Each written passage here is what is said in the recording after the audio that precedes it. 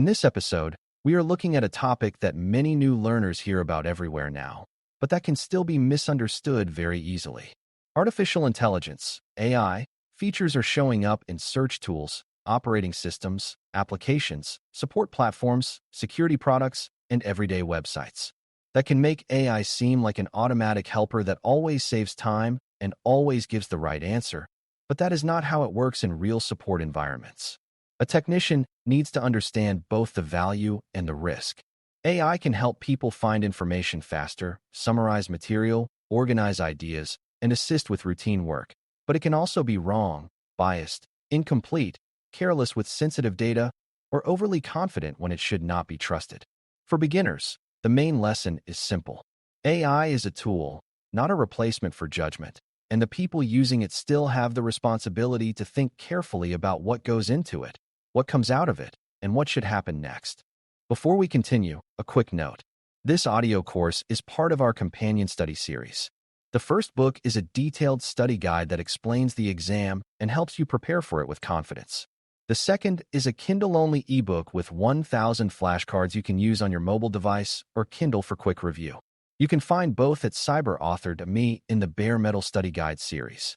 A good starting point is understanding what AI features usually do in everyday technology. In many support and business tools, AI helps by predicting text, summarizing content, suggesting actions, answering natural language questions, or generating draft responses based on patterns learned from large amounts of data. To a user, that can feel almost magical because the system responds in a way that sounds fluent and often looks useful right away. But it is important to remember that fluent language is not the same thing as true understanding. A system may produce an answer that sounds polished and reasonable even when it is partly wrong or completely wrong. That is why technicians and users should never confuse smooth output with trustworthy output. AI features are often good at speed, pattern matching, and language generation. They are not automatically good at truth, context, common sense, or safe judgment in every situation. Once beginners understand that difference, they are much less likely to be impressed by style alone. One reason AI is attractive in support work is that it can help reduce time spent on routine tasks.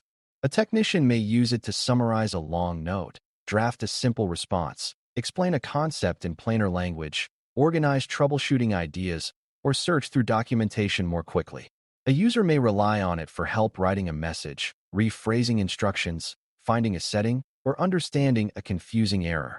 These are real benefits, and it would be a mistake to pretend otherwise.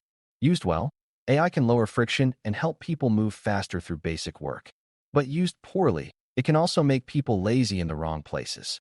If a technician stops checking the result, stops reading carefully, or starts trusting generated content just because it arrived quickly, the tool begins to create risk instead of saving time.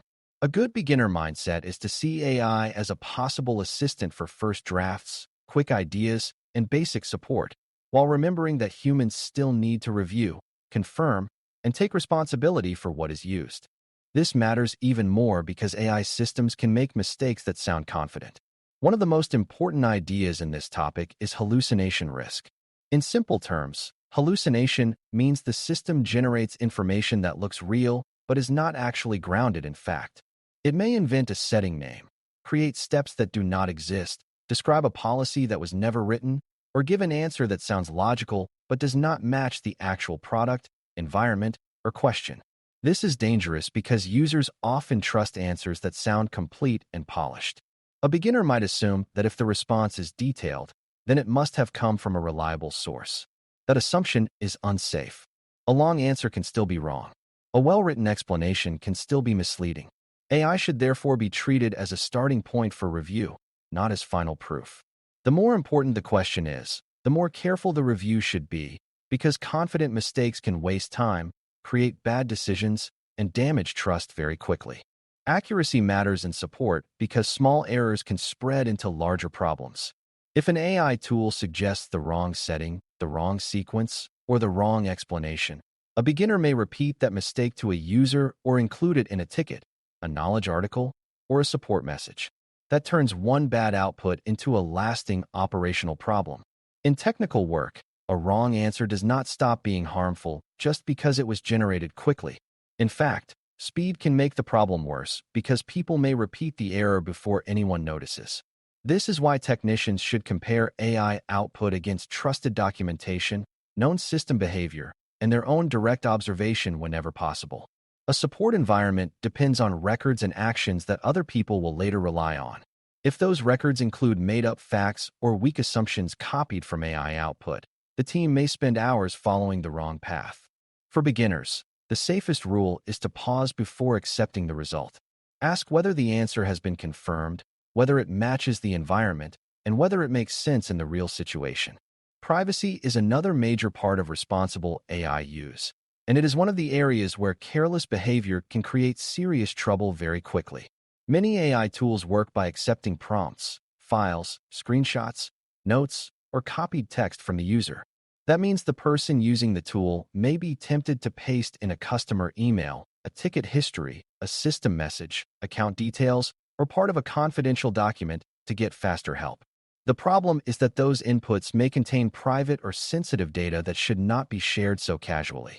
Personally identifiable information, PII, customer records, business plans, internal reports, passwords, medical details, and protected company information should never be treated as harmless prompt material. A technician has to think about where the data is going, whether the tool is approved for that use, and whether the same task could be done with less exposure.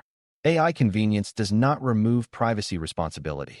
If anything, it increases the need for discipline, because it becomes so easy to paste first and think later. A helpful habit for beginners is to separate the task from the data. If the goal is to summarize a technical issue, the technician should ask whether the summary can be created without including names, account numbers, exact internal details, or other sensitive information. If the goal is to rewrite a support message, the technician should ask whether the message can be drafted using general terms rather than full private context. If the goal is to troubleshoot an error, the technician should think about whether the error can be described safely without exposing more of the environment than necessary. This habit matters because privacy problems are often caused by convenience, not by bad intent. People are in a hurry, the tool is easy to reach, and the user wants a quick answer. But support work is full of data that belongs to someone else or to the organization, and technicians do not have the right to share that data freely with outside systems just because it helps create a faster draft. Responsible use means minimizing exposure, not maximizing speed at any cost. Policy concerns are closely tied to privacy because organizations often have rules about when AI tools may be used, what data can be entered, what kinds of decisions can rely on generated output, and which tools are approved. A beginner does not need to memorize every policy word to understand the basic idea.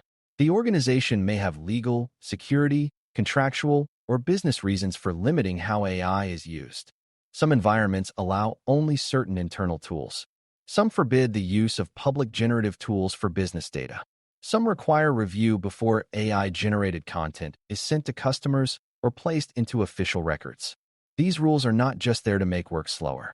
They exist because AI use can affect privacy, accuracy, intellectual property, compliance, and trust all at once.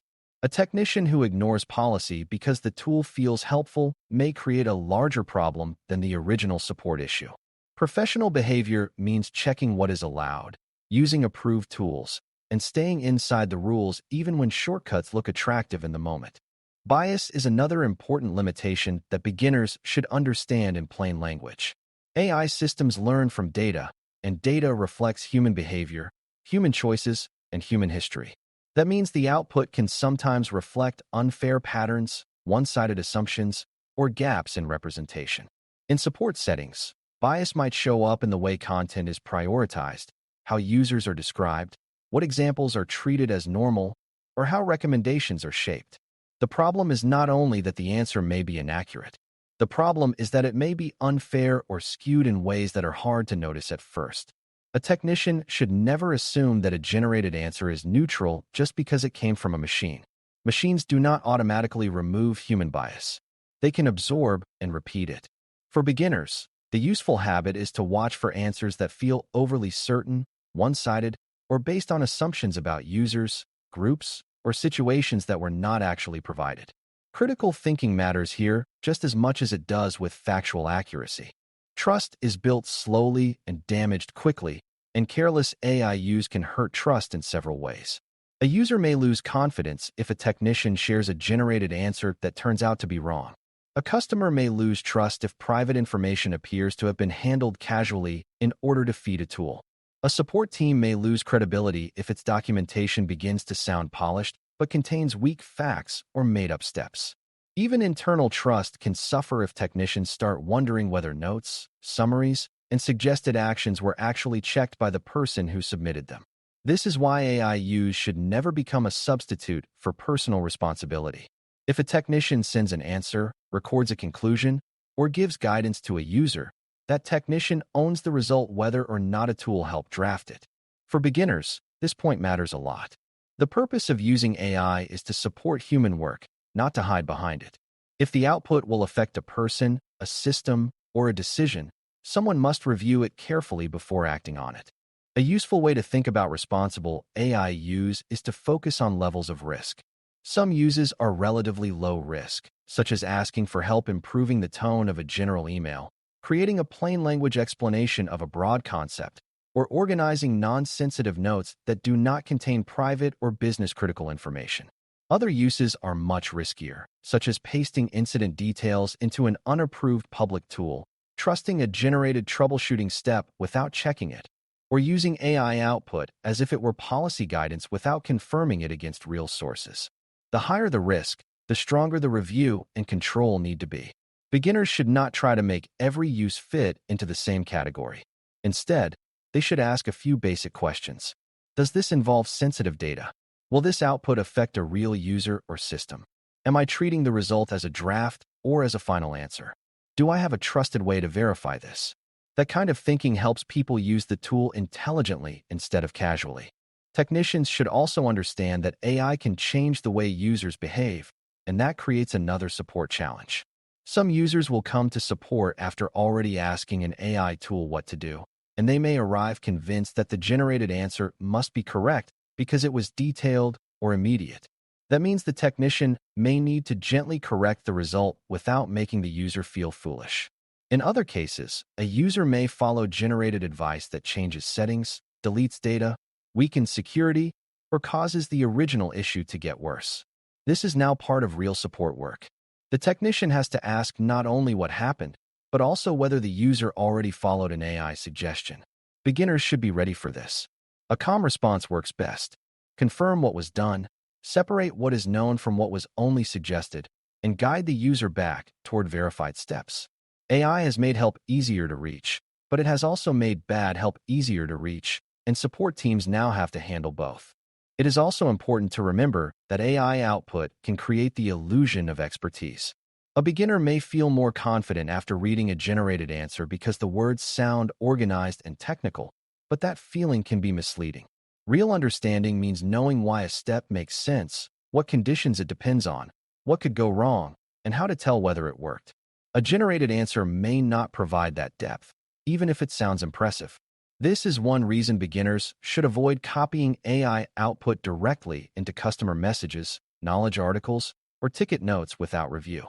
Doing so can hide the fact that the person using the tool does not yet fully understand the content. That is a bad habit because it slows real learning and makes future mistakes more likely.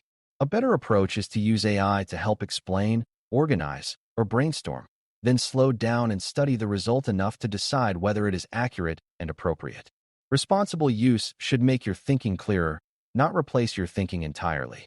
A simple example shows how these ideas work together.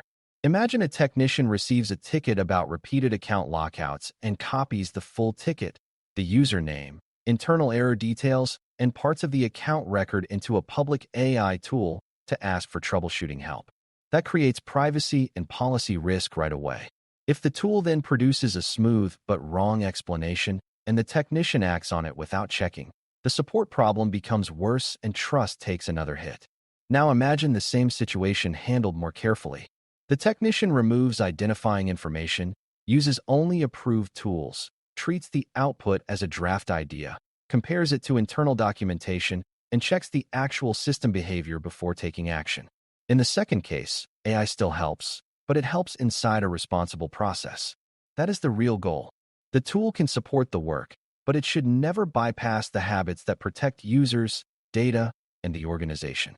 For users, the same general rules apply even if the context is less technical.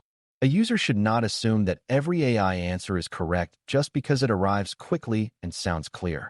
A user should be careful about sharing personal details, account information, work documents, or other sensitive material. A user should also understand that generated summaries, rewrites, and recommendations may leave out important details or introduce errors that were not in the original material. This matters in school, work, and daily life because AI systems are increasingly built into normal tools people already trust. Beginners should get used to asking simple questions whenever they use these features. Is this safe to share? Does this answer actually fit my situation? Can I confirm it another way? Am I relying on this as a draft, or am I about to treat it like final truth? Those questions do not make AI less useful.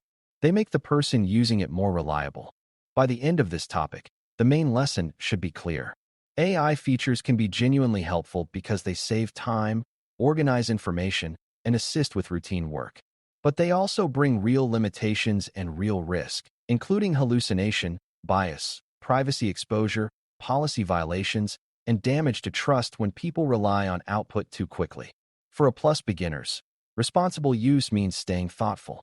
Protect sensitive data, follow approved rules, check important answers, and remember that smooth wording is not the same thing as truth. A technician or user should treat AI output as something to review, question, and confirm when it matters, not as something to obey automatically. The most important skill here is not learning how to ask for the fastest answer. It is learning how to stay careful enough to tell the difference between a useful assistant and a dangerous shortcut. That habit will matter more and more as AI features continue to appear in the tools people use every day. Thanks for listening. For more audio courses, daily newsletters, and more, please visit DailyCyber.News.